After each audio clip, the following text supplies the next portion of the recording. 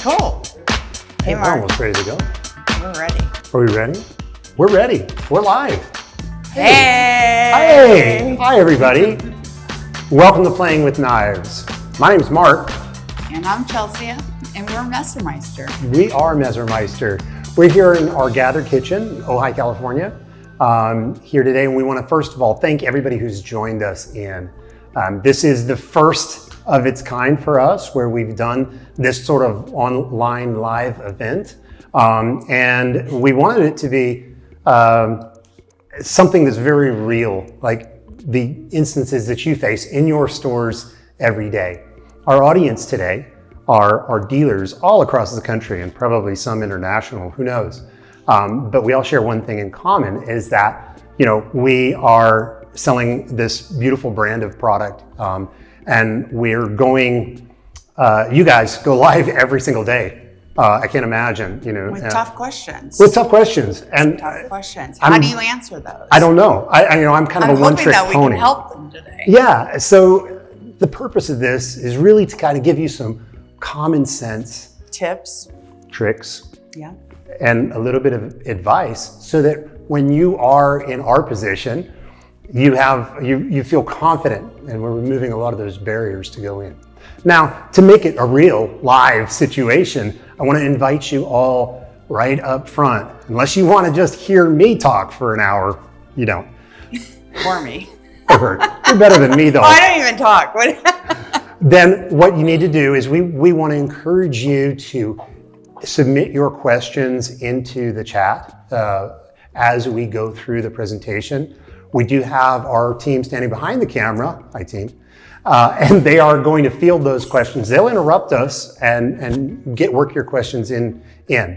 Also, in the last 15 minutes, it's something that we couldn't work in during the different sections we're here to talk about today. We'll work it into the back half, and then we'll have a more live Q&A, especially on the product side, because I know there's bound to be a lot of product questions out there that we'd love to answer for you. So, thank you again for supporting our brand. And what's our objective? Our objective? Yeah. Oh, on who? I told you it was a live event. There's always problems. It's always a tech. It'll be imperfect to be sure. But I was thinking about what's our objective. We should go over our objective. What are we going to cover? And who we are. In a nutshell. Family. In a nutshell, it's about removing the barriers between you and your customer so you can sell more product. Hopefully they're Messermeister knives, but what we hope to impart upon you today is something you can take with you every day, regardless of whether the consumer chooses our brand or one of our competitors. We're going to try and make it a little compelling to choose us, though, yeah? Yeah. Well, and everybody's different. Everybody wants a different knife. Yeah. How do we get from A to B? It's tricky, right? So a lot to consider. So let's start kind of, and the other goal, I think, is to do that without introducing a lot of technical jargon. Yeah, because that could be difficult. Oh my God. Like, I'm of the opinion that as soon as you start throwing out phrases like molybdenum and tungsten, yeah. I mean, I glaze over, and I know what those things do. So keep it simple. Keep it simple, right? Yep. Relatable. And wherever we can, just give you a little mental reminder that, oh, you'll see what we're talking about in a little bit. But let's start learning about a little bit more about who we are as a brand. Yep. Chelsea. Well, thank you. I'm Chelcea. I'm one of the co-owners of Messermeister. My mom and dad started the company 43 years ago, and my father had an idea to make the traditional German knife better, right? Yeah. Like, let's get rid of the bolster. Let's add a curvature to the spine and put what was traditionally a 15-degree bevel on Japanese knives on a German knife. Like, why not? So there was a lot of conversations, ideas that came from chefs, from retailers, from sharpeners. As my father traveled and realized he could make a German knife better, we tried. And I think today it is my mom, my sister, and I, and we're striving still to make things better. We want it to look good. We want it to be something that is not only functional, but beautiful. And that's kind of the girl side of and that's pretty cool. Honestly, that's pretty cool. And one of the things that we talk about when we talk about the brand is women owned and operated. But the reason really that I look at it and thinking about that is why that matters. It really boils down to the lens with which we view our products. The knife world, Messermeister is one of major knife brands in the world that is women owned and operated. It seems, and family owned. And family owned. And family owned. Right. So that's an important aspect. You know, knife tech guys like me, you know, we look at performance and we want to know sharpness. And there's a lot of things we go, oh yeah, that one works good. And then, we put it out there and Chelcea might ask me, I'm not going to put that in my kitchen. So we always have that aspect that is a different perspective that helps us to define those innovations in our own style in a very unique way, and we lever it whenever we can. Innovation, like you said, was at the core of Messermeister. It's like from the very beginning, yeah, we can do this better, and that's continued today. Now, there was the knife luggage, for an example. Edge guards were we actually invented the edge guard. Edge guards. Mm-hmm. Then it went to the chiffon, taking a professional work torch and apply it to culinary needs. So we continue to do that. My sister and I are really blessed to constantly continue to work with amazing chefs that give us ideas and collaborate together so that we can bring innovation to the forefront. Yeah. You know, I think when you're working on any category of product and your goal is to be best in class, and I think best in class is a phrase that we use a lot, we recognize also at the same time we're never going to make the most knives. That's really not our goal. No. We just kind of want to, you know, we're motivated to make the baddest knife on the planet, right? And that, it takes some doing. There's some technical knowledge that has to go in there, and there's a lot of experience. Some beautiful materials and the process that make those work, and the factories. And because being able to change and be versatile in country of origin or factories that can really do some amazing things that step us apart from other knife companies. Right, and you know, it's funny. Innovation at the factory level is about more product out and less time with fewer imperfections. Fewer touches. It's right.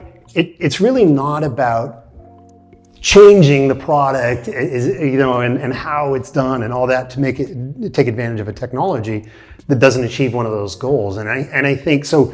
What we look at as innovation is a little bit counter to what our production teams look at. So there's a balance, and being a design house and being on the front lines from inception to now is really kind of a unique position, again, that we use, and it's not something that everybody does. And being versatile and fast moving. Yeah. And adapting with the times. I think that's also important to our company, and something that I feel separates us from the larger companies. It really does. I mean, it's like the custom. Yeah. Red custom, handles, right. blue handles. We have so many great ideas that we're constantly kind of adding and being, can we talk about environmentally savvy? If that weren't enough, I mean, right? That's also really important to us. In what materials we use, how we give back to the environment, and not less of a footprint. Absolutely. So I've been making knives for over 40 years now. I know it sounds like a lot, but believe me, think about how that makes me feel. Okay. I'm right behind you. I've been in this since birth. Your entire life, right? So you kind of have me beat. I mean, and so there's a big challenge, right? In yes, we want to do all these things and aspirational, and then by the way, can we develop some materials and products that actually work better and are also sustainable? Okay. It's not an easy task, is I guess what we're getting at. No, I know. But you have to be committed to it. And, you know, so we create this beautiful boutique brand that stands for best in class. And year after year, leveraging all of our experience and all of our resources, towards that goal, we hope that people notice. And it isn't always easy because a lot of the products on the market, they might look identical to something that ours is the real deal. We're going to explain a little bit what, how they differ and why you care as we go through the different segments today. Best in class, does that mean expensive knives? Not always. Not always. Not always. Yeah, I mean, whether it's a $20 knife or it's a $50 knife or a $200 knife, we really want to make that case that this is the gold standard, and that's what we're always after. Yep. So where does it all start? Well, I guess with the basics, huh? Yeah. All right. The anatomy of a knife. There we go. Are you ready? Take it away. All right. We start with the tip. Hey, that's kind of the point. I know. It Dad is joke. The point. Bad dad jokes? Yeah. Yeah. Okay. Sharp K-tip versus our traditional classic. They all serve one purpose, being sharp and doing intricate work. We lead into the edge, which is going to be defined in different ways. The function of the edge of the knife will determine what you're using it for. Right. You have scalloped edge, you have reverse scallop, you have serrated, you have fine edge, you have single bevel edges. Holy cow. Yeah, and all of those are used in real specific purpose in the world of cooking. Yeah, which then brings us to the belly. The belly, the curvature of the blade. The curvature of the blade. That's what's going to balance the knife? Yeah, well, determine kind of, it determines the function of the knife. Function. I mean, we look at a knife and there's a lot of different ones, especially in the kitchen world, right? There's a chef's knife, paring knife, boning knives. Some are flexible, some are skinny, some are long, some are wide and short. But all of that is determined right here in the curvature and this edge geometry that us knife nerds like to talk about all the time. That's important because the way the handle's set up, the offsets and things like that are all determined kind of in this one little line. Yeah. We're going through, I know a lot of you guys are like edge, I know what an edge is, but as we go through this presentation, you're going to kind of familiarize yourselves with some of these terms because we're going to refer to them a lot. All right, heel.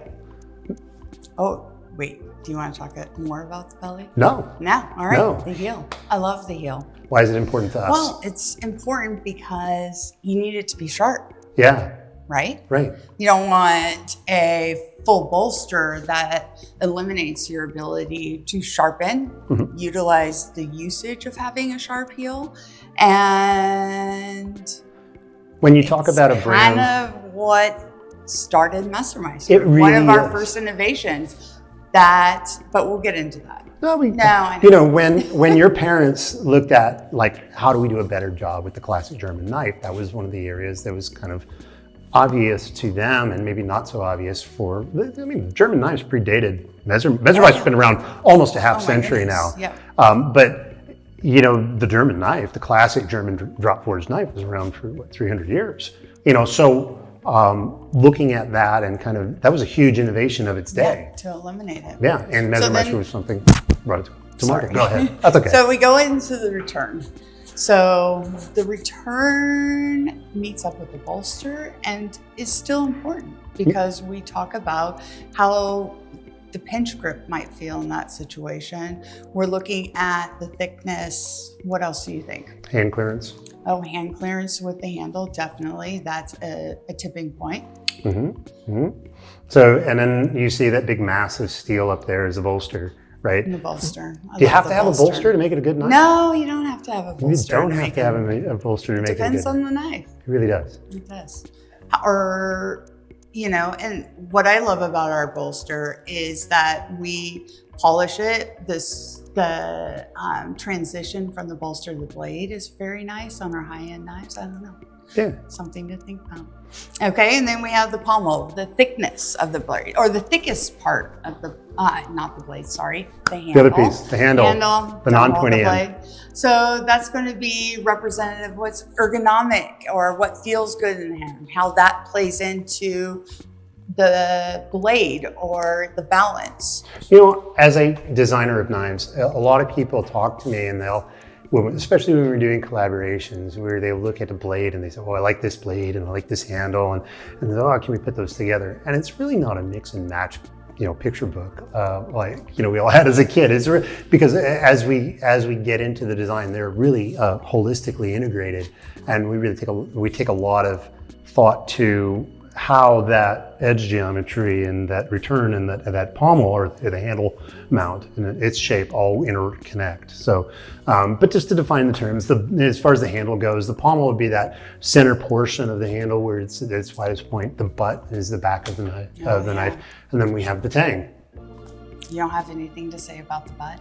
The butt? I'm just leaving that one alone. No, the butt is important. It is important. It is essentially like the yin and the yang of the tip. Yeah, I mean, I think if you Right? look at when I get into the design, I'm always drawing parallel lines, right, between where your hand's going to rest in its back, that's a control surface, and how the tip of that knife is going to come in. And they really should have a relationship to one another in order to work right with a neutral wrist position.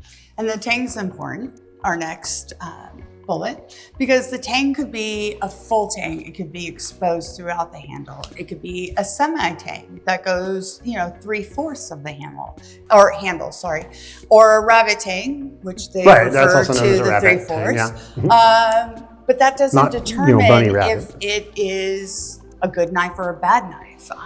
It really determines what works best. If weight needs to be removed, Or added. True, because then you have the double bolster at the end. Now, I've heard that in order to be a quality knife, you have to have this The full full tang. exposed tang and triple rivets. Not true? Not true. I don't think that would work with our Oliva line, for example, because when you have an exposed tang with wood, you have expansion. You have more entry points where water can be an issue. You have oxidation. So this would be an example that I feel a 3/4 tang works better. Right, it goes with the construction of the knife. The other thing is when you see these handmade knives and these fine materials, we want to accentuate that with seamless designs. And in this case, because the coefficient of expansion is different between wood and metal, we don't want to have a rough spot. So we minimize the surface area of those seams to create a better product. So if you've heard an exposed tang is the only way to go, the reality is that that's done historically to make it a more manufacturable product. And that's using plastics, most likely. Usually using plastics, yeah, because you can sand along a rigid surface and very quickly reproduce that shape. Right. Okay. This one's more indicative of a custom. Bolster we covered. We covered bolster. Sorry, Bring it home. I kind of brought it. And spine. So the spine being, different thicknesses. We try to round our spine on certain knives so you have a different comfort and tactile feel. The spine is what? The primary function of the spine is rigidity. Oh, rigidity. Yeah, That's right. yeah. Sometimes, Because sometimes it can be flexible. Absolutely. So in a shell, and this is really where we look at it. A lot of the face grinds that we do, you'll see various thicknesses in them. And when we do a boning knife or a filet knife, for example, where we'll thin that down, all of those flexes are controlled by how we grind this portion here, which brings us back around to the tip. Brings back to the There's a simple anatomy lesson, and I know we're long-winded, but there's a lot of the nuggets in there. I think we're ready to talk about what material makes this knife great. Materials. Well, anatomy, check. Materials, let's move. For that, we need to move into the kitchen. All right, are you ready? This will be like a traveling experience. So as we get into different alloys, right? So first, let's get a little brief history lesson. I put my glasses on so I sound a little smarter. So steel is like cake. All steel is essentially made up of the same, like cake, same ingredients: flour, eggs, sugar, water, right? Steels have a similar list of elements in those alloys to do different things. But the amount, even slight variations of how you put those together, just like cake, determine whether you get angel food, a sponge cake, or a heavy pound cake, right? The density and purity of those steels are what we're really looking for in knife making. So we're real conscious. Now, it is true that certain steel mills use better ingredients and have tighter tolerances and use basically the same alloys for about 80% of the knives that we make, you know. Sure. But we don't often use, and some of you may have noticed that with Messermeister, we don't use a lot of the names of the branded steels that are out there. Those big steel mills, they spend a lot of time and effort to tell you that their particular alloy is really the best. Right, their brand, not mine. Yeah, right. But that's not the what we're concerned about. Right, the reality is that most stainless steels that are suitable for knife makings are slight variations of the same recipe, 440C. And some people are rolling their eyes back there. I was going to say, you're getting complicated. I know, but you're the one that brought up molybdenum. I know. Well, that was over That was over there. Okay. We're in a different section now, so we have to, remember, simplify. So when we choose a material, we really choose it on its own merit for what we're trying to accomplish. So if I back it up a little bit and I start talking about the stainless blade steels, back in 1912, Sheffield, England. Yeah. They discovered that metallurgists discovered that if they added an element called chromium to iron and carbon-rich iron, steel, then they were able to keep it shiny and resist corrosion. It wasn't, Now, if you're building a bridge, that's great. That's great. Right? Because it stays brighter longer. The corrosion doesn't weaken that steel. Structure. Right. However, the chromium, the addition of chromium itself, in addition to making it bright, also softens the alloy. And it also likes to make those hard parts of that steel separate and pool. So all of the innovations and all of those fine-tuning of that recipe of stainless steel alloys have really been to counteract over the years that softening effect. The corrosion.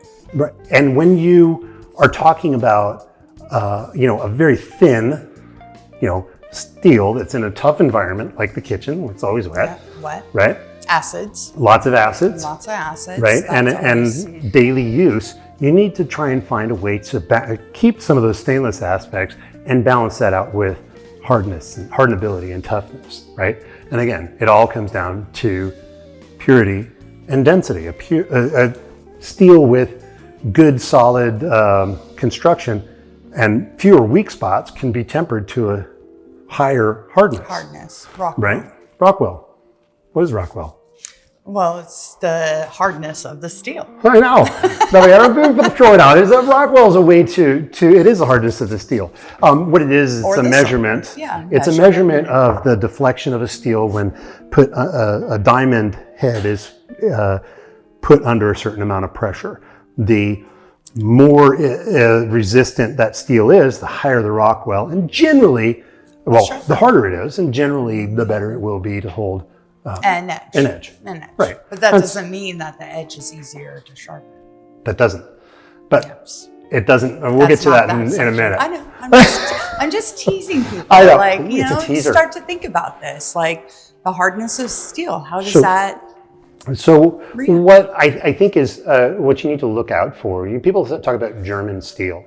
A lot of knives, and again, we're talking about this sort of pulling the curtain away from a lot of those smoke and mirrors out there. Definitely. German steel that is formulated, and the technical term for it is ThyssenKrupp 1.4116. It's also known as X50 steel. It's a particular alloy that serves or is in its highest and best form when it's drop forged into a knife. And this is an example of drop forged. There's also specialty steel, which is, again, to really, if you want to take stainless to its highest order, there's a new modern nano steel technology called powdered steel. Powdered steel, that's like cheesecake, right? Yeah, that's like cheesecake. Yeah, cheesecake. That's like Kawashima. Yeah, we use it in our Kawashima line, right? So cover it all. So cheesecake, well, it's not exactly the same ingredients, right? But we still call it cake, and it's just as yummy. But it's really a good analogy here because cheesecake is very dense, right? And so is powdered steel. What they do is they use a modern oxygen-free environment where they'll they will atomize steel. So you have perfect little bell bearings, microscopic bell bearings of steel, and that are then fused back together. So when I say a perfect ingot, I mean, if it's got, you know, so much percentage of each element in there, right? Every little piece has exactly the same distribution. And then when you fuse them back together, then you have one, a smaller particle size. Yeah, less bubbles. Yeah, less gaps, weak spots in between. Weak spots. And then you fuse it together, but below molten, where those elements could separate out again. And we'll show you what some of the advantages are. Still stainless, but capable of carrying those really extreme edges. And then I like the extreme edges. I'm about short too. And then of course, nothing beats the original, right? Carbon steel. Oh yeah, that's our carbon. Yeah. So carbon is, before we had stainless steel, we just kind of had iron-rich carbon steel. We just called it steel. Well, and it was important. Yeah. It was used. It was readily available. Right. It's not as recycled. It's sort of the demise of the popularity of carbon steel coincided with the popularity of the dishwasher. Oh, yeah. You mean I have to hand wash and actually dry every one of these? Dry it. I do that every night. But as we go around, we've just launched our carbon series, really in response to the way the consumer prioritizes their choice in cutlery. And what's interesting is that, you know, we are offering in our different product lines. Scary. No, I knew it was going to stay. I worry about it. You just worry. Just worry. I worry about I worry.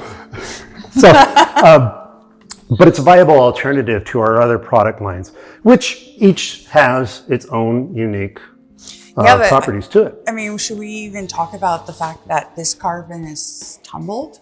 Yeah, we are using a few tricks. A little trick, an innovation that we think kind of takes the traditional old-fashioned to the next level. It does. So we didn't just pull an old carbon steel. So what's interesting is while we talk about we talk about stainless steels and all these various recipes, and then we just sort of lump carbon like it's all one thing, and it's not. It's not.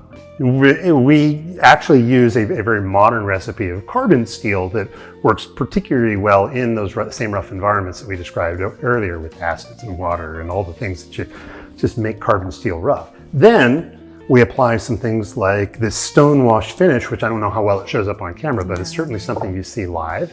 And what that does is burnish the surface so that corrosives don't actually adhere to the face as well. As easily. Yeah. So in essence, just by the way we finish the knife, we've improved the performance. Exactly. Right? Look at that.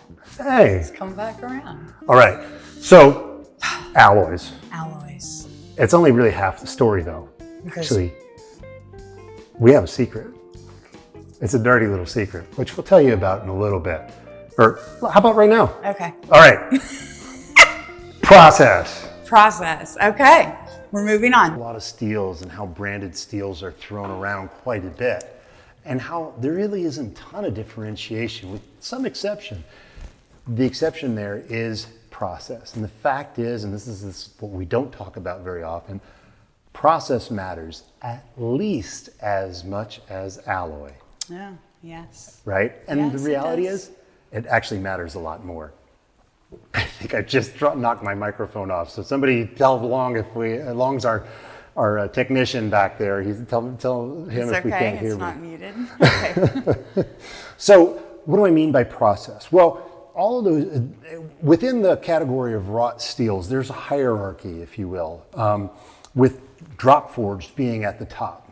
And then there's hot rolled and cold rolled, then hot rolled steel at the bottom.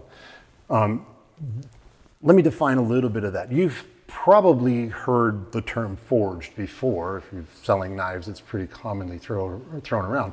But would it surprise you to know that there is only one brand in North America that you can still get that is drop forged in Zillingen, Germany? And that's us. Yes. We do it the old-fashioned way still, because we have the ability to not feel the pressures to mass produce. So this is kind of our way and our tribute to The OG. We're stubborn. We're the OG. The reality is we're stubborn. Hot drop forging. Wait a minute. Wait a minute.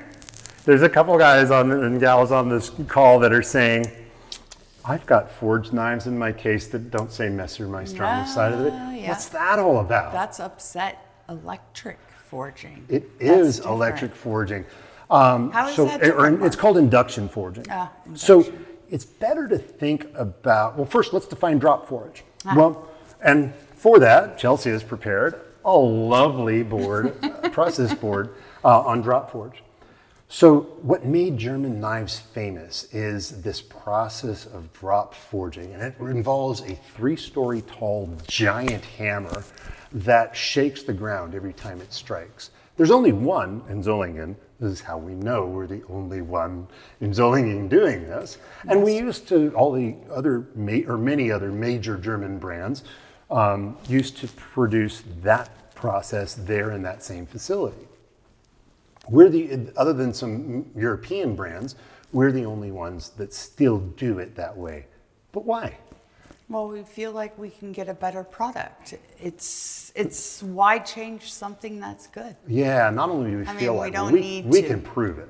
We can. So this 3-story hammer that hits the strikes, our knives start as a billet or a chunk of steel like this, exactly like this lightning bolt shaped thing that doesn't look much like a knife at all. And when it goes into this giant hammer, it's struck, giving the knife a basic, and inside of some tooling, which gives the knife its basic shape and also sort of, forms the mass of the bolster. The steel hasn't been hardened at this point, so it can be trimmed. The slag is trimmed and recycled, and we have what we call a blank. Now this blank has a basic taper, and you can see it has a rough shape of a knife.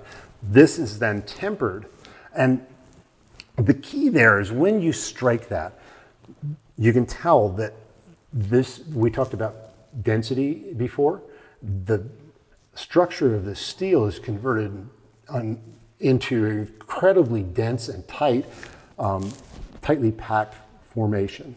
A good example are tuning forks. So tuning forks, they ring, and they'll ring for a long time because there's no dead spot in that. All tuning forks are drop forged. That billet of steel, which maybe was loosely packed before, now has been kind of squeezed together so that it doesn't have any kind of weakness, and we can temper that much harder than we would otherwise. We talked about how we made or transitioned our German knife into a 15-degree angle earlier. Well, this is what allows us to do that. If it had imperfections, those soft spots would cause chips and breakage, mostly in a forged knife. Mm-hmm. From there, it's then refined and ground down and formed into the knife that's a little more recognizable to most of us. And it looks a lot like some of the other knives out there on the market. But how do we tell? I mean, okay, this looks great, but... Our experts, I know, but maybe we can show them a tip on how to determine what knife works best for their audience. Well, there are ways. I'm going to define a couple other things, because we talked about, let's get back to that forged. Right? You have forged knives that aren't Messermeister. I forgot, yes. You're getting ahead of yourself, I know, Chel. sorry. So, induction forged, or upset forging, or head forging, it has a number of names. What's important to know about that, they're conveniently labeled forged. There is a little bit of smoke and mirrors going on there. It is not this process. The way that works is that you start with a plate of steel that's rolled out. If it's cold rolled through these giant rollers while it's at cooler temperatures, more pressure is required, creating a more dense plate.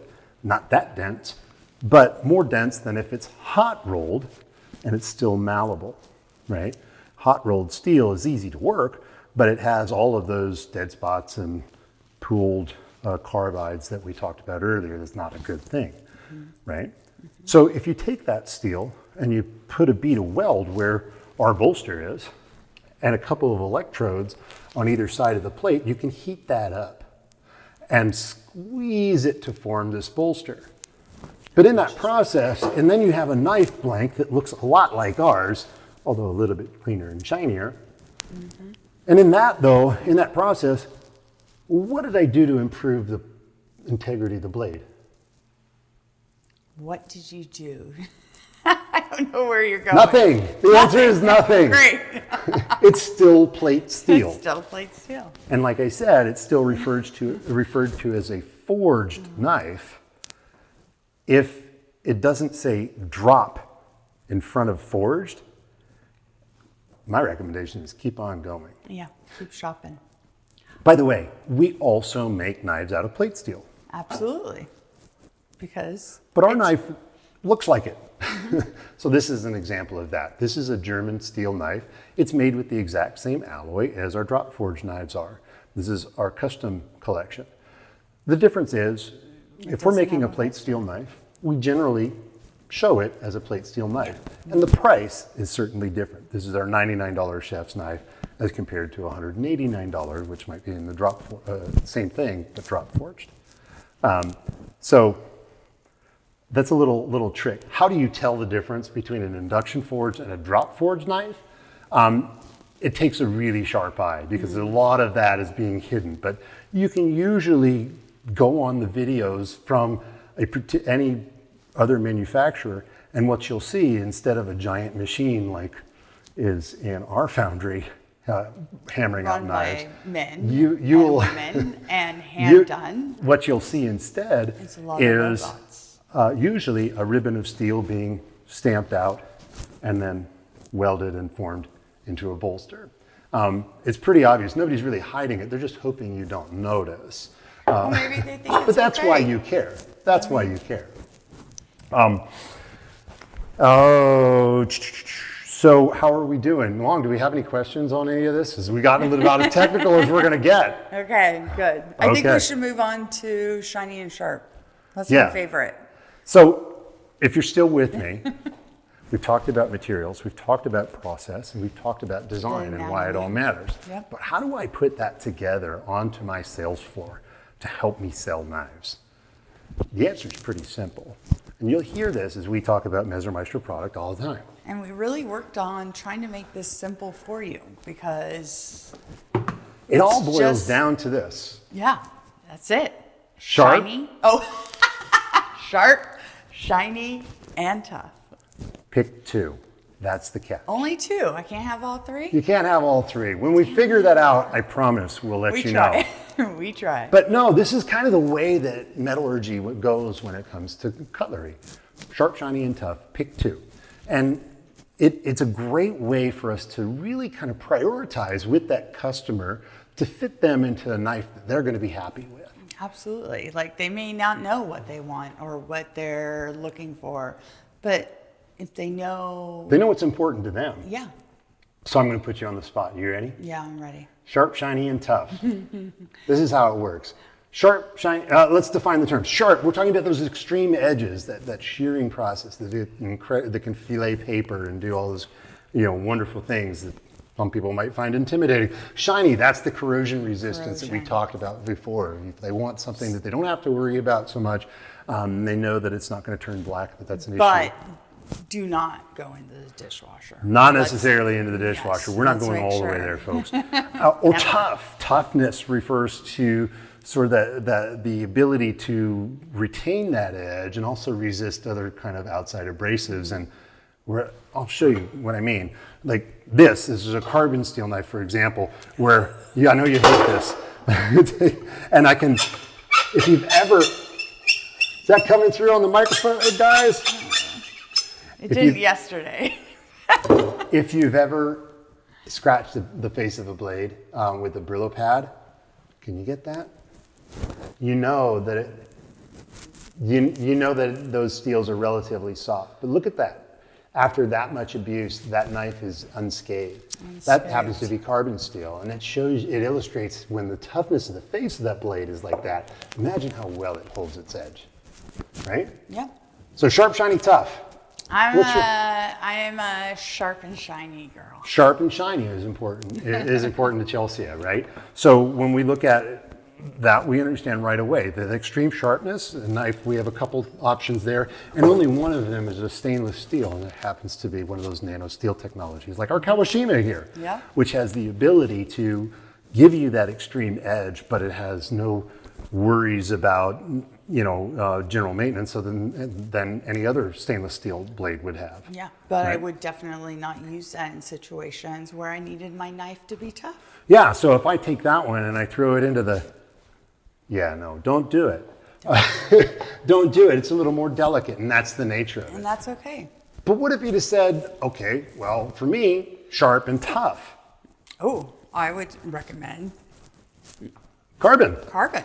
Right, Well, so yeah, I carbon mean, steel. have a We couple know up that there, one. actually. We've already kind of proven that's capable of doing it. And then tough and shiny, just to round it out. Yeah, Meridian. Now we're talking about a drop forged stainless steel blade. So it sets the tone and doesn't waste the customer's time in putting them into a knife that maybe they're not interested in. Yep. It really dials down to the priorities. And from there, you can then talk about handle materials What that feels might be good. suitable for them, the weight of the knife, and so Feels on. good, exactly. So that's how we, And what looks beautiful in your kitchen. yeah, if there's Don't something in forget that this to axe. write down, this would be it. Sharp, And we'll shiny, follow up tough. with like a separate video to like highlight this because I think it's really good to come back to it multiple times. Yeah, absolutely. What about sharpening? So we have sharp, shiny, and tough. How do we get into sharpening these different categories? Because they're not yeah. all the same, right? No, they're not. And honestly, I don't know about you, but it's the most common question that I get is how do I sharpen my knife? Absolutely. Now you may see or hear a lot that carbon steel, we love how it's durable, right? Yes. We love how sharp it It's can be, but it's harder to sharpen. I totally disagree with that. And that may seem a little odd, but I'll prove it to you here, and actually you're gonna prove it to yourself. We're gonna use another cooking analogy from the kitchen. Imagine I have two blocks of cheese here. One's a hard Parmesan. Another one's kind of like, I don't know, Colby, something, Jack cheese, maybe a mixture of the two, right? That's a little bit wobbly and loose, medium cheese. And I have a microplane or a rasp in my hand, and my job is to carve a peak into the top of those blocks of cheese, perfect, straight, and as narrow as I can. Now the Parmesan's gonna resist, and it's gonna stand up and be gonna nice be and the easy. hardest. Well, the Colby's gonna kind of move a little bit as I go, and it's gonna flex, and it's gonna wanna resist, and it's never gonna wanna stand up to the kind of edge that I can get over here. Steel is a lot the same way. Similar. Where the harder and the better it resists, the more it can stand up and make a precise edge. So, but what you hear why carbon or harder steels are harder to sharpen is a bit of a misnomer. And where that comes from really is the fact of that most of the knives out in the world are not made of substantial steels. They're not premium knives. not at In all. fact, it's probably about only the top 20% of the knives out there are using these substantial steels. And so if you're making an electric sharpener and that's your business, what are you going to set it up for? The 5% of the world that has carbon blades or the 15% that has premium blades? No, not likely. No. You're going to set it up for softer stainless steels because it really just comes down to speed and abrasives. Yeah, and bringing that edge back. Yeah. So if and then the technique that you use is really going to be dictated by the tools that you have to do the job. Sure. Got a question, Long? How is the Oliva Elite categorized in the sharp, shiny, tough? It's our lightweight version of a tough, because it's drop forged, stainless, shiny. So it's shiny and tough, just like all of our drop forged knives are. Great question. Fabulous. Make sure you catch who that is because we're going to send them something. Thank you for asking the first question of the day. You didn't know there were prizes. There is a winner. We're going to get a lot more questions here in a minute. So let me show you. So what's the best way to sharpen a premium knife? Well, So don't let it get to be a restoration project in the first place. No, maintenance. Maintenance. And it's really, we to define our terms a little bit, sharpening is the removal of metal from the sides of the blade to reform an edge. But then what's the difference between sharpening and honing? Honing is an alignment of the edge. See, as I use a knife and throughout the course of the day, and it comes into contact with the cutting surface usually. Chop, chop, chop. Right? The edge has a tendency to roll a little bit one side or the other. And if I were to give Chelcea a paper clip and have her go to bend and flex that for a little bit, what's going to happen? It'll break. In two. We call that metal fatigue. Same thing happens with the fine edge, right? Absolutely. So and when an edge is rolled over and you're working off the side, it's not sharp any longer. yeah, it's not going to feel sharp anyway, but the edge is still there. So what do you? But when that edge is straight like this, it's very strong, and it's also going to be performing the way it's supposed to. Absolutely. So it lasts a lot longer. So these premium steels can take a lot before metal fatigue sets in, and the key there then is to hone them. We have two different types of steels or honing rods here. One has a fine ceramic rod. The other one is just fluted steel. There's little grooves cut into this steel to kind of grab that edge and pull on it to straighten it out again. I like ceramics because they tend to polish a little bit on that edge as I go through and do the work. So before I get in there, the technique looks like... No, it does not look like that. Let's be safe. Let's get the angle right. When you see somebody doing this, be their friend, have an intervention, tell them stop.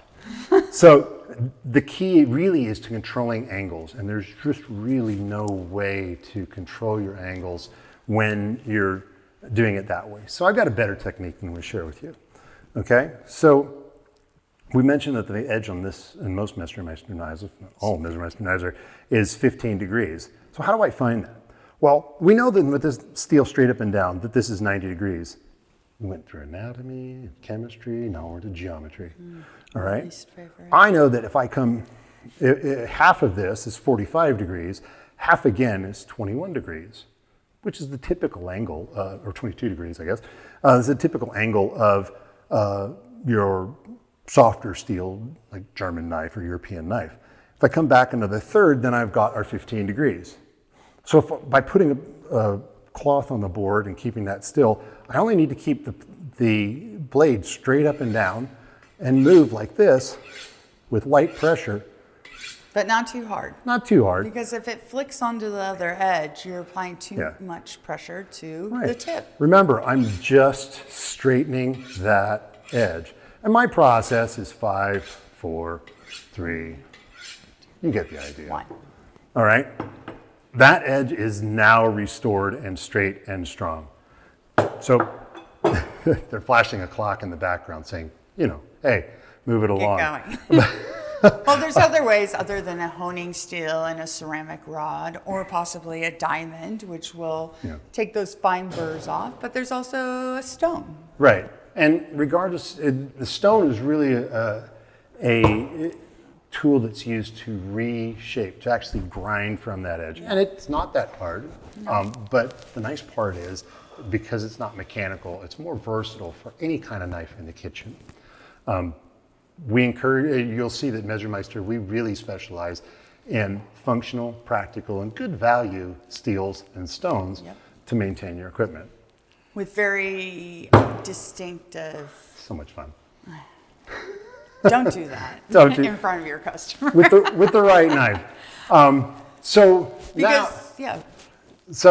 now is your chance to talk. We've talked a lot. So we're going to move over into our store, and you guys get to play Stump the Knife Gal, Stump the Knife Guy, and ask what the question's been on your mind, especially those product-related questions that we get all the time. Lauren, please tell me we have questions in the queue.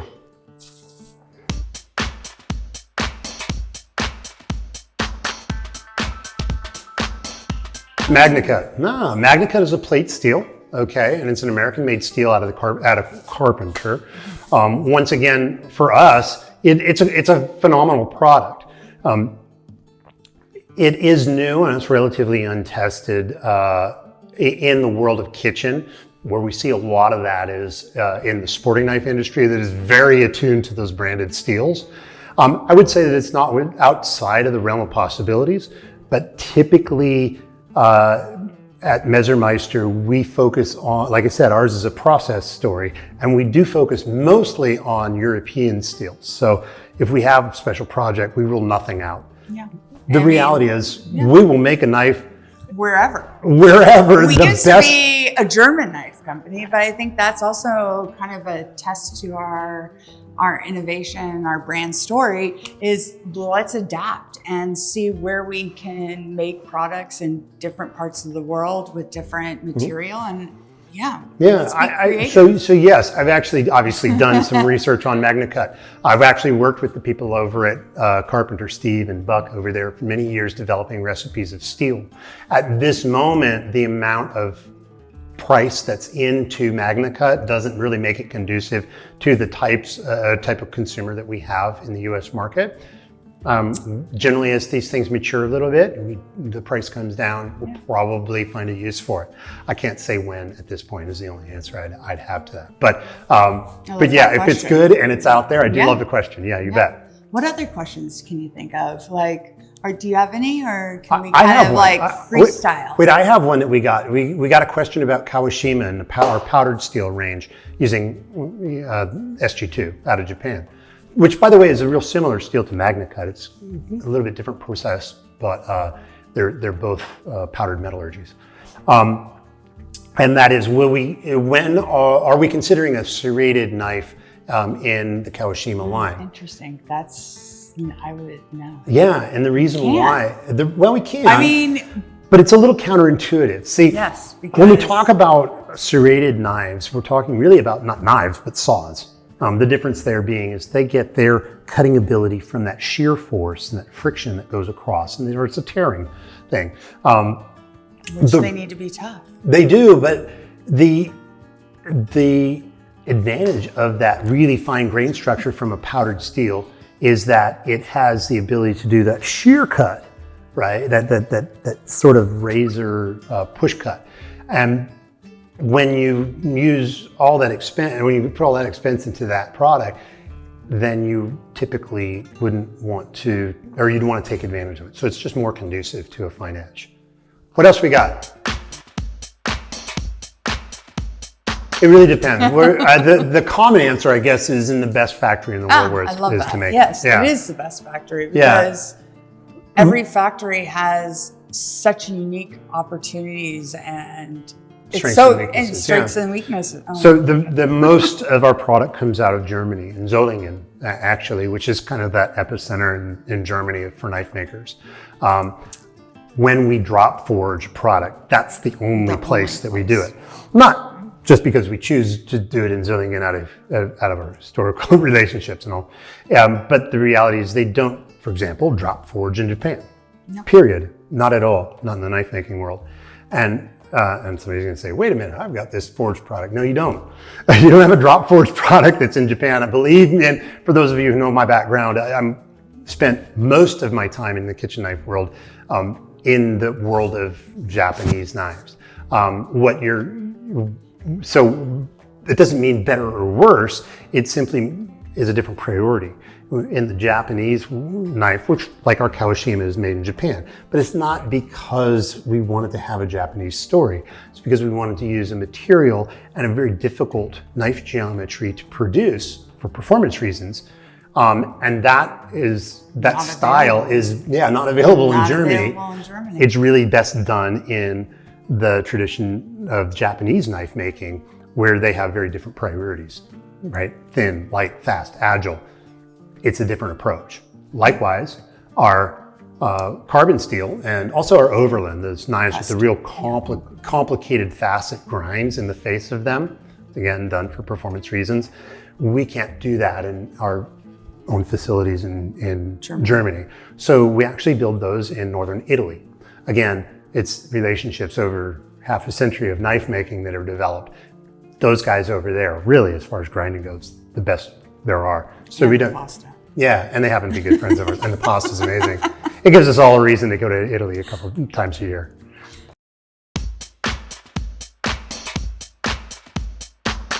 For carbon, yeah, I mean, I think that question is probably a little bit answered. If you could ask a customer sharp, shiny, and tough, and their answer is, well, sharp, and I don't care much about shiny, then that's how you're finding the right fit for that customer. They want something that's got that extreme sharpness, but can perform year after year after year and holding that edge and super durable. If you're rough on your knife, you know. Or you leave it in the sink. You don't want the water erosion. Well, that's not for carbon, that would be, No, you can't do that. Yeah. That's what I'm So, saying. yeah, Like, so- if you're like, So for us, it's really finding the knife that all of our knives, honestly, they're great, but they're different, Yeah, right? they're They're viable alternatives to one another. And we really do think about that simple matrix when we're putting together another line into our catalog. So yeah, those who value sharpness and toughness, carbon's really where it would start.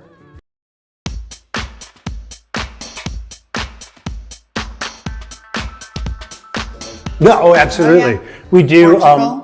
We make all of our injection molded handles, or it's our Pro series, that's made in Portugal. Our Avanta series, which is kind of a globally sourced, where we're using German steel, but we do all the finish work in China, in Shanghai, just because that's an opening price point. that price point's not for everybody. So that's Right. why we are able to have different options. Right. And Avanta, which is a knife we don't have up here. Avanta is an incredible knife. We talk about best in class at every price point. Avanta equates to a chef's knife. It's about a $49 chef's knife, but you're still getting a forged knife that is made with triple rivets, all the classic hallmarks. And the reality, under the watchful eye of Messermeister, that thing is a tough one to beat, and it sells incredibly well. So we aren't as concerned with the where as with the how and the who, right? They're flashing their clock at us. In all the run-throughs, by the way, it's happy hour. we couldn't get through fill 60 minutes, but here we are. We keep going. Okay. I'll sit here and answer questions as long as you got them. What else you got, Long? Oh, that's really interesting. And I don't have mine because I flew here. I didn't check a bag. No. I guess I did. I could have done that. Yes, short answer is yes. I think opportunity for us is not necessarily, we have to know who we are as a brand, right? And it has to make sense. But we love the fact that, knives are such a personal thing. And so by this Father's Day, you'll see the first folding knife that's going to come out. Carry. Yeah, and we're going to have 2 versions of it. Yeah. And we're presenting those as men's giftables. Obviously, with Father's Day, that makes like a good launch window. These are going to be done in northern Italy.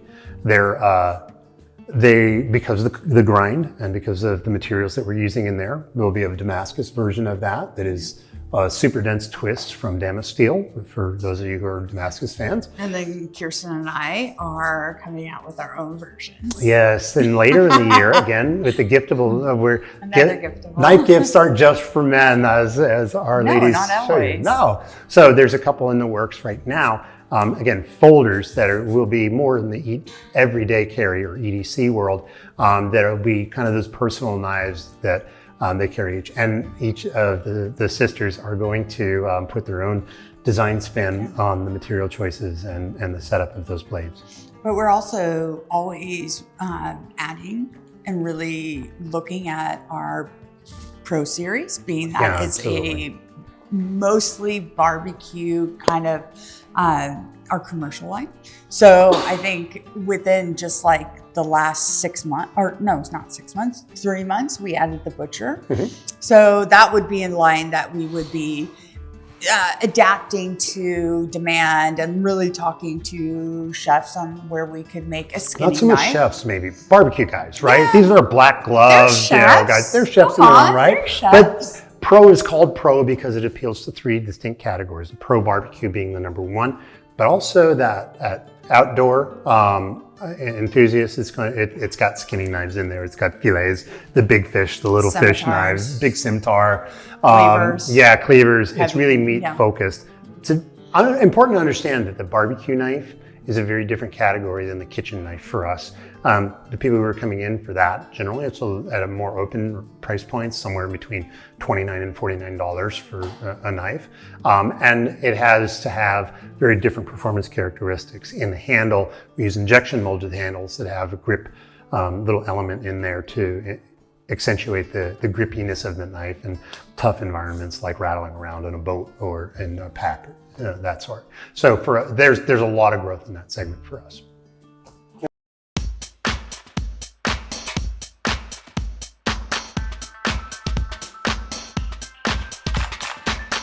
Price not a problem? See, that would be my first question. Price not a problem. I think we're back to sharp, shiny, or tough, right? True. Yeah, I mean. Well, I always take into Kawashima because that's my favorite. It's your favorite. And that's and that's the not a bad way to go. Like, why not shoot for the top? Because it's beautiful, it's shiny, and right. If just not shiny but sharp, and it's just beautiful. Yeah, in for kitchen. for us, it really those buckets, if you will, of priorities are pretty definitive, right? And some people, Chelcea loves that sharp knife. Some people are a little intimidated by the level of sharpness in that knife. You know, if you brush it up against it, you're going to get cut. They're really that level of extreme sharpness. And so something that might be, you know, like Oliva might be a better option. Yeah. Going with what you love is never a bad option. You're going to have the most passion experience with that product. But I think our framework, sharp, shiny, and tough, generally appeals to most people. And a lot of people are surprised by the results of their choices in that. But being able to speak to it in simple terms really opens that conversation, which can be kind of the biggest barrier. Yeah, but I also feel like if you lay all the knives out and what feels best in one's hand is really going to help. And then kind of tailoring it from that point, because then you can look at the ergonomics of the handle, the balance, and then start to kind of work into kind of a knife is aspects. experiential for sure. But that kind of falls into shiny, sharp, and tough too. It does. So it has to be comfortable in the hand first. Honestly, and again, we're making nothing but good stuff, so it's hard to go wrong. That's true too. Yeah, yeah.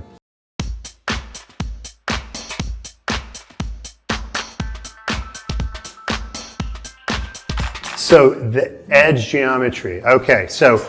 I wish I had a little picture. I know, where's my drawing board? So we do a lot of hand puppetry in the knife world, right? So with Messermeister knives, we actually make several different kinds of edge geometry, right? So what they're talking about is that final bevel is it made hologram like this, right? Where you've got a kind of a concave, narrow spire of edge, which is great for sharpness, but generally not so great for durability. That's the kind of knife that tends to need a lot of resharpening. It's fine to a point and then it goes dead dull fast. The most durable would be sort of this apple seed, this convex edge, if you will. It's almost like a teardrop shape, because it's like a Roman arch, right? It's very tough, supports its structure, but it can get it relatively thin. Flat grinding, which is, I think the question really kind of falls a little bit into face grinding as well as edge grinding. But flat grinding is just what we describe. It's more like a chiseled edge. And this is kind of the easiest and most common form of edge. It's something that we would do on some of our opening price point knives. So I mentioned we use both. Using Overland for an example. Overland is a knife that has two blades in the series. One is a chef's knife that's built for rugged and durability. In this case, we're using that convex shape for the chef's knife. The idea here is if you're outside and you need to cut some firewood or whatever before you do the dinner, then this edge is durable enough to hold it up. The other knife is the utility knife, which is the counterpart to this one. And in that one, since the emphasis is really on sharpness, durability on this blade, sharpness on the other, that we're actually using a hollow grind or that concave edge geometry for that one, because they complement each other really well. It really depends on the knife specifically. And we don't just do that kind of geometry and the grinding on the edge, but you notice also we will look at the face of the blade and we'll thin it out up here to reduce the weight. That's typically a hallmark of Messermeister design, is that we tend to produce, even though our knives are pretty rugged, big drop forged German knives, we tend to reduce weight in them by taking it out of the unusable parts, just so that they're easier to work with over the long haul.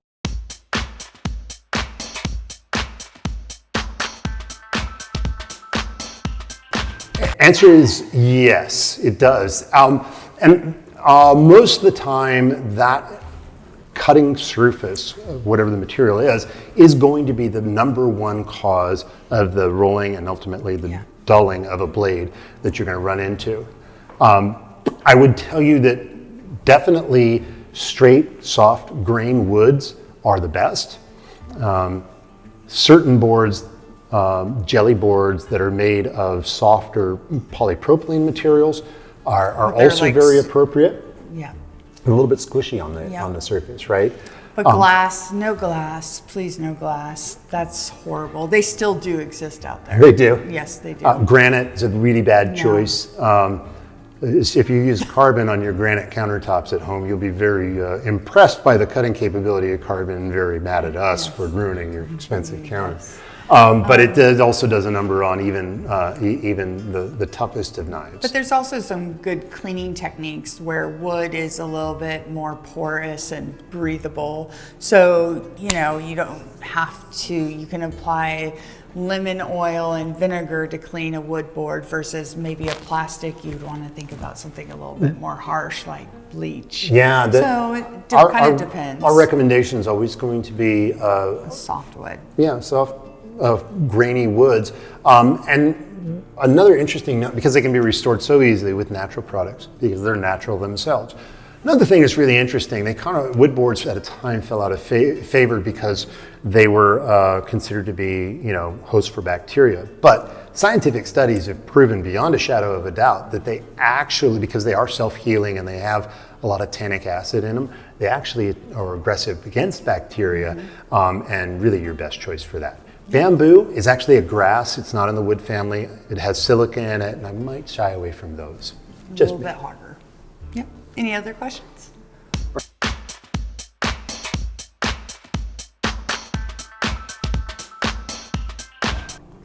So, in talking about Meridian Royale, you're talking about a drop forged knife. Carbon steel that we're using in carbon has a inherent quality that is really, really tough already. That's, so while we try not to duplicate all of our products in the various lines that we produce, we like to give you viable alternatives that appeal to a very different customer. We are exploring a lot of cool and fun things that might carry some of those design languages that you've found to be very, very attractive and comfortable and in recent years. We do have some things really literally hiding. Don't say it. Right behind me that you'll want to be on the lookout for in the coming months, to be sure.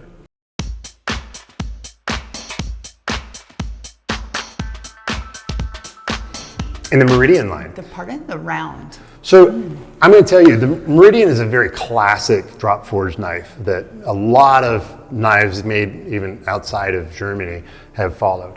The truth is, it's like a 300-year-old design. The truth is, and which is really unfortunately true of a lot of knives out in the market, is that they're really designed around manufacturability, not necessarily usability. For us, our design ethos clearly from this conversation centers around usability.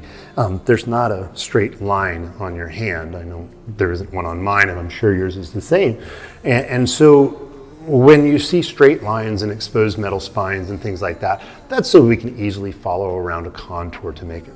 The roundness of it is a classic terminus, and to be quite honest, there is no ergonomic advantage to it, except that it's a little easier to produce, and you see that in the prices of those knives. It's a little bit less than like a hand-finished knife that's made from a natural material like the Royale.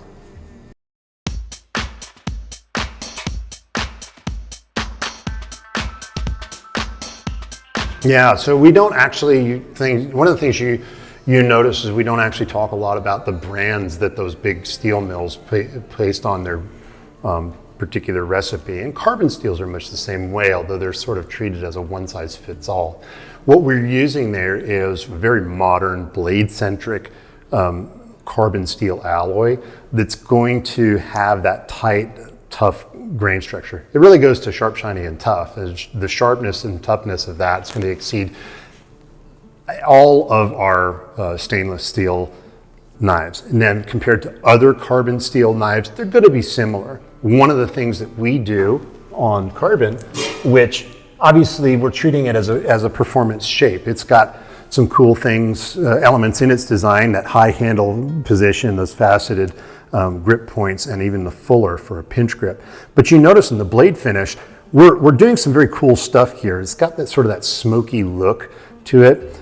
That's actually a finishing technique that we've done to accentuate the stain resistance. Oh, they're telling me I gotta raise that up. The stain resistance of the face of the steel itself. And it's a ceramic stone wash, which burnishes the face and doesn't allow those corrosives to adhere for any real length of time. So it keeps the corrosion resistance very, very high.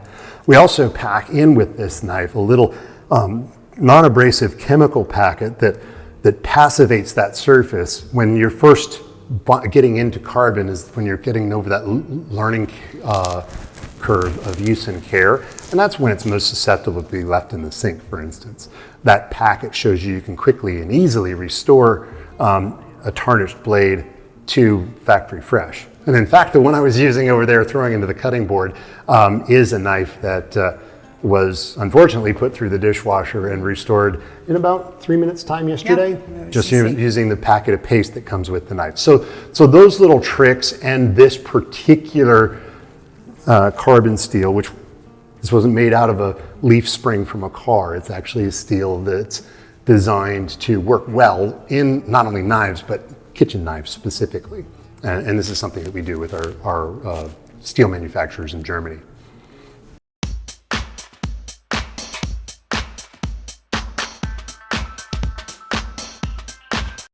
Absolutely. Okay. Well, we'll do it. I'm going to do it with Campbell Associates too when I see you guys next, but no problem.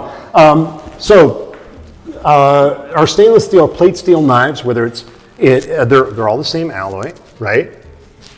So Pro Series is going to be a shiny. It's going to be a tough blade. It's made with plate steel, so it doesn't have the density, right, that the drop forge gives it to allow us to hold that extreme edge, right? So custom, much the same way. Here again, you see that ceramic stone wash on there that improves the corrosion resistance of the knife, and there's a lot of other cool little tricks and ergonomics that make that just a comfortable feeling knife. Overland.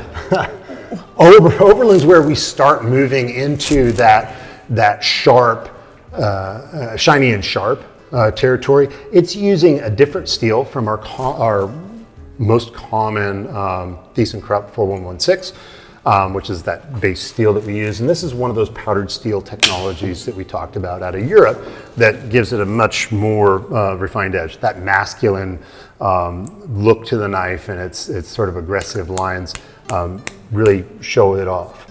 Carbon steel, we talked about, that's sharp and tough. Ooh, sharp and tough.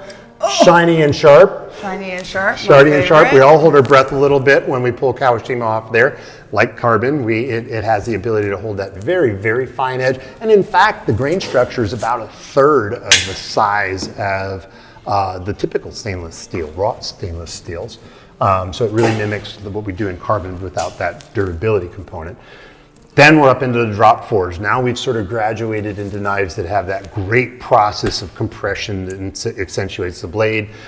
This is, again, not going to hold that edge of the Kawashima into that extreme fine edge, but it's shiny and it is tough as all get out. That's your workhorse in the kitchen. Yeah, same here. Same with Meridian, which is essentially the same knife here forward as the Oliva knife. It just has that classic triple rivet plastic or polyoxymethylene handle.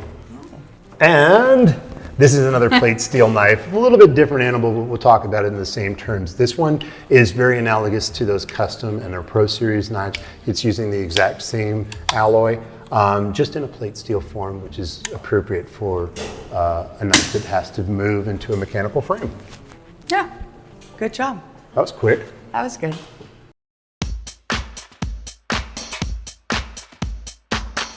The nitro cobalt, sure. So You got 1 minute. I got 1 minute.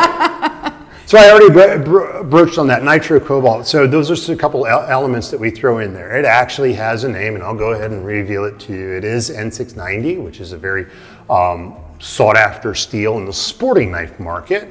It is one of those steels that uses a number of elements to accentuate its toughness, right? Even though it is still a stainless steel and a plate steel. In a lot of knives, like mechanical folding knives, you know, you have to have uniformity so that those moving parts mesh, and you'll see a lot of that. That's where they're really kind of enamored with these branded steels. When we use a full plate of that, it still has those same toughness components to them, and it was a great choice for us for Overland because it was a knife that had, as its design challenge, needed to have the ability to go out and outdoors and cut down some firewood, then still retain sharpness to cook dinner with. And so it's a great one. One of the things that's interesting about that knife line, and a testament really to the hardness of that steel, is those facets that we wanted to grind in there. Because that steel resists, we're not really good at that and doing it in our primary factory in Germany, who does a lot of hand work with drop forge knives. So we selected a partner facility down in northern Italy that really are the best grinders in the world for blades, we think, to do that for us. And that one's made in Magnago, Italy, just because of the food. It's amazing. Yes. But that's the best place to do it.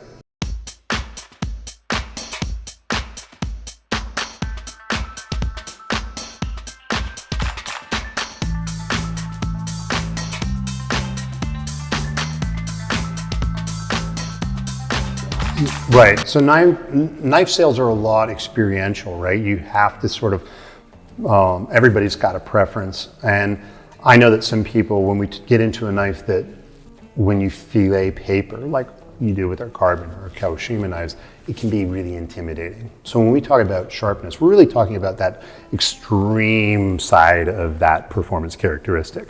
And if you're looking for a knife that still has that bevel, but you'll notice right away that our drop forge knives come to a thicker blade face pretty quickly. Mm-hmm. Meridian is thicker because it's a heavyweight knife than Oliva, which has sort of got a shallow face to it.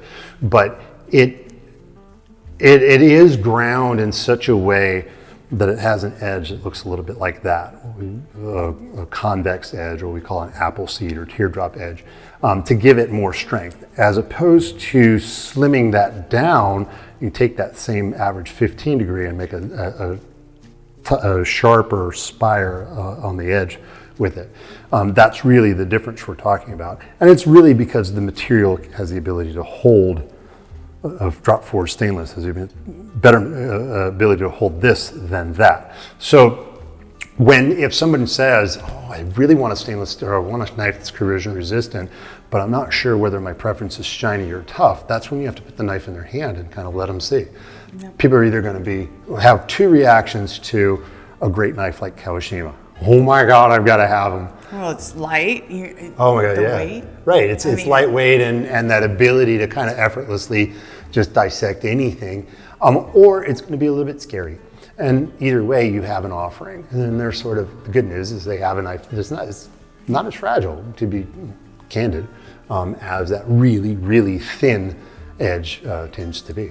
And it depends what you're cutting too. I think that when you have butternut squash, for example, or something that is a little bit more dense, you want a heavier knife. So sharp wouldn't be your ideal candidate. Yeah. You want it to be tough. So sometimes you need a couple of different knives to do different jobs. I'd say every time. I mean, you don't need, what you'll find is the better the quality of the knife, the more, or the fewer blades you have in your kitchen. But those blades are typically varied much more than they would be in sort of your mega set of 23 piece, knife blocks.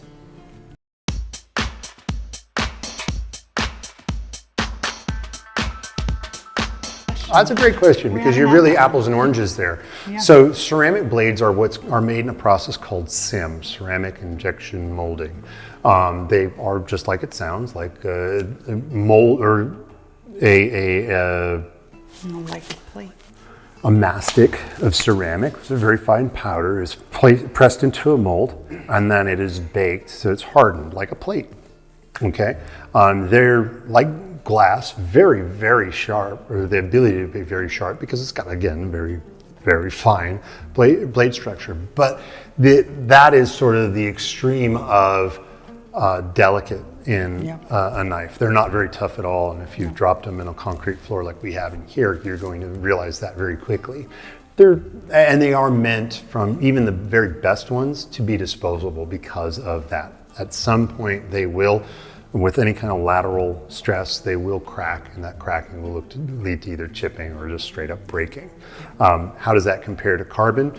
Well, carbon, you can approach those very same characteristics of sharpness without the worry of Breaking, durability. chipping, Yeah, having a chunk of your knife in your salad. yeah, that's basically it, yeah.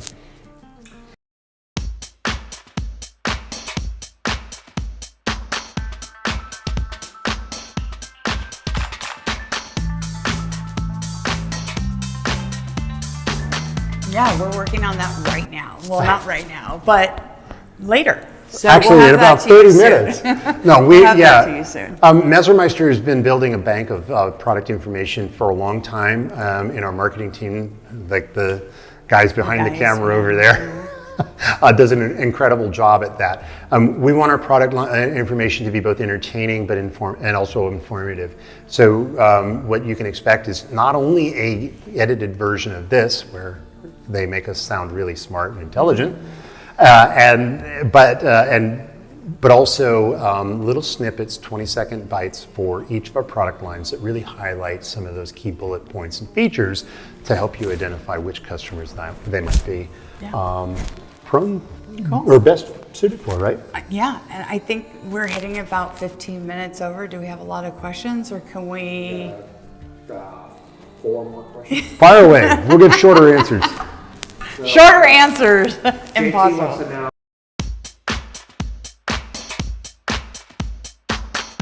They're both ambidextrous Yes. knives, yes. And I happen to be ambidextrous, so your designer's always taking that into account. Well, and I think that's because it's not a single bevel, and that's where you. That's the biggest, yeah. Yeah, and that's where you get into more of the bread knives with a scalloped edge. Yeah, so anytime they're carved from one side or single bevel knife and not double bevel, the edge is carved from both sides, they'll track straight, right?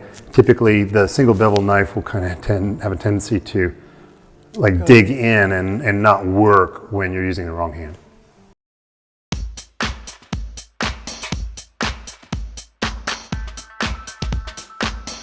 If it below the hormone, trick question. Below the hormone, yeah, it can be, and in fact, I do that on a regular basis. It isn't tough, right? We've sort of identified it that way, but it is a very thinly ground blade, and you know that because if you've used them, they're very light. So you can actually restore those, and I actually am sending one home to my shop, my R&D shop up in Portland, that's got a pretty substantial chip in that, and when I'm done, it'll work exactly like it did first day out of the factory.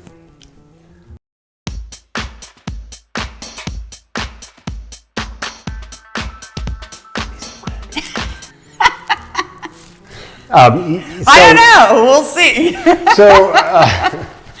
So we have too many other fun projects going on. in the product development side, we often do little projects that we think give us a variety add variety to our catalog.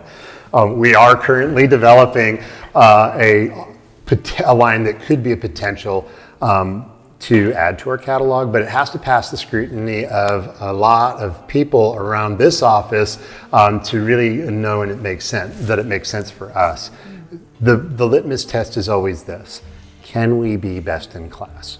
If we really feel like we can present that story, then absolutely anything's on the table.